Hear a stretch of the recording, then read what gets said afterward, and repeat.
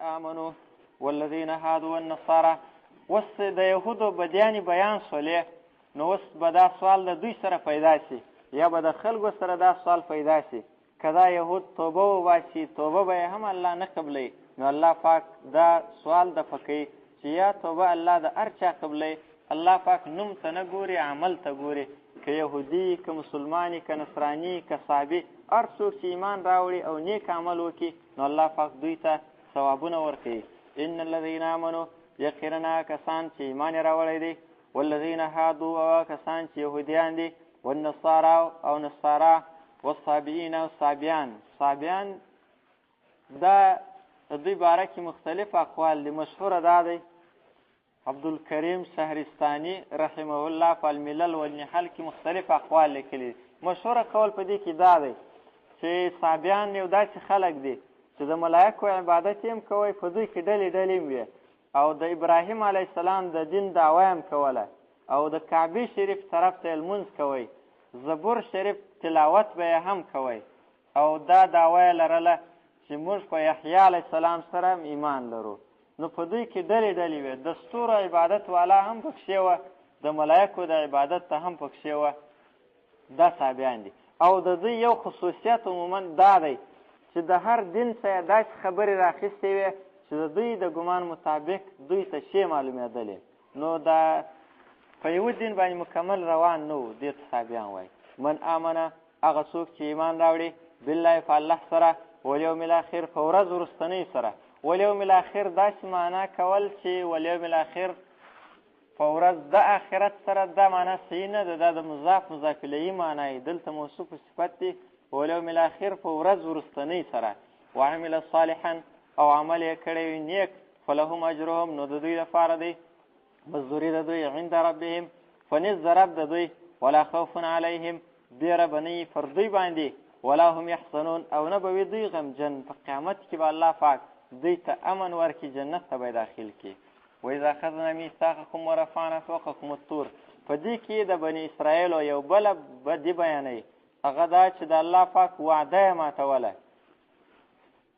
دا واقعه داسې وه کله چې موسی علیه السلام ته تورات ورکول سوه، پرون واقعه بیان سوه چې خلک بیا ورسره ولاړل او یا کسان د الله پاک خبرې واورېدلې. دوی دا مطالبه کړې وه چې الله دې موږ ته وایي خپله چې دا زما کتاب دی. د الله پاک خبرې چې واورېدلې د هغې خوا بېرته رالل، د اویا کسان قوم ته راورسېدل. قوم ته یې وویل چې موږ خو د الله پاک خبرې واورېدلې، الله پاک خپله ویل چې دا زما کتاب دی. دا یې وویل الله پاک چې دا تورات ما در رسولی دی، خو لیکن وایي په آخر کې یې دا خبره هم وکړله، دا د یهودیانو د ځانه ور اضافه کړه. وایي په آخر کې چې راتلو الله پاک دا هم ویل چې دا تورات خو زما کتاب دی، خو لیکن په دې کې کوم احکامات که سخت وه تاسو ته مشکل وه نو هغه مو که نه عملي کول هم پروا نه کوي، کوم چې عملي کوئ هغه عملي کوي، کوم که درته ګران وه هغه مه عملي کوئ، بیا هم پروا نه لري. نو بیا یې نافرماني شروع کړه او د تورات احکامات یې نه عملي کول.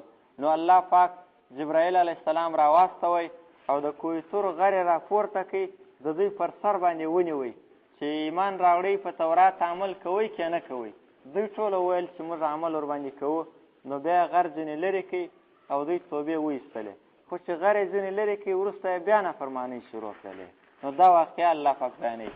وإذا أخذنا ميثاقكم کله چې موږ واخیستله پخه وعده ستاسې چې قسم ورسره یې میثاق هغه ته وایي. ورفعنا او موږ پورته کوي فوقکم د پاسه پر تاسې الطوره کوه طور غر دا حقیقتا پورته کول دی. او دا مو ویل خذو ما اتیناکم واخلئ هغه احکامات چې موږ تاسو ته درکړي دي بقوة په کلکه سره، یعنې عمل ورباندې وکړئ. واذکروا ما فیه او یاد کړئ هغه احکام چې په دې تورات کې دي، لعلکم تتقون د دې دپاره چې تاسې ځان وساتئ د عذابه څخه د الله پاک. واذکروا ما فیه یعنې د دې تورات درس او تدریس وکړئ، د احکامات یې مه یېروئ. ثم تولیتم بیا تاسې مخ وګرځوئ من بعد ذلک وروسته تر دغه پورته کولو د کوه طور. نو فلولا فضل الله که چیرې نه وی مهرباني د الله علیکم پر تاسې باندې، ورحمته او رحمت د الله نه وی، لکنتم من الخاسرین خامخا به سوی واست تاسې د تاوانیانو څخه. فضل د الله دا دی چې تاسې ته یې مهلت درکړي، دستي یې تباه نه کړاست، او رحمت د الله دا دی چې بعضې کسانو ته توفیق د توبې ورکوي. لکنتم من الخاسرین، تاوانیان سوي به واست، یعنې عذاب کې به تاسې مبتلا سوي واست، دستي به تباه سوي واست. دلته سوال دا دی چې دا کویتور باندې پورته کول او بیا په دوی دا وعده کول چې موږ ایمان راوړو او دا تورات منو، دا خو اکراه ده او معلومه خبره ده. الله فرمایي لا اکراه فی الدین، چې په دین کې زور نسته. نو څنګه دوی الله پاک مجبوره کړل د کویتور پورته کولو سره؟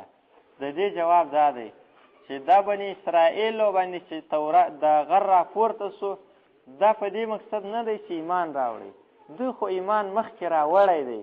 نو د دوی حکم داسې و لکه د مرتدینو، د مرتد باره کې قانون جلای او د اول کافر باره کې جلای. دوی ایمان راوړی و، تر ایمان وروسته ځینې په شا سول او احکامات د تورات یې نه عملي کول. نو الله پاک ځکه په دې طریقه سره دوی وبېرول. د دې مثال زموږ په دین کې هم داسې دی، مرتد سړی چې د دینه واوړي هغه به وژل کېږي، که چیرې بیرته ایمان راوړي نو بیرته به خلاصي. نو دارنګه دوی هم د مرتدو حکم لرئ، نو ځکه الله پاک د غر باندې راپورته کوي.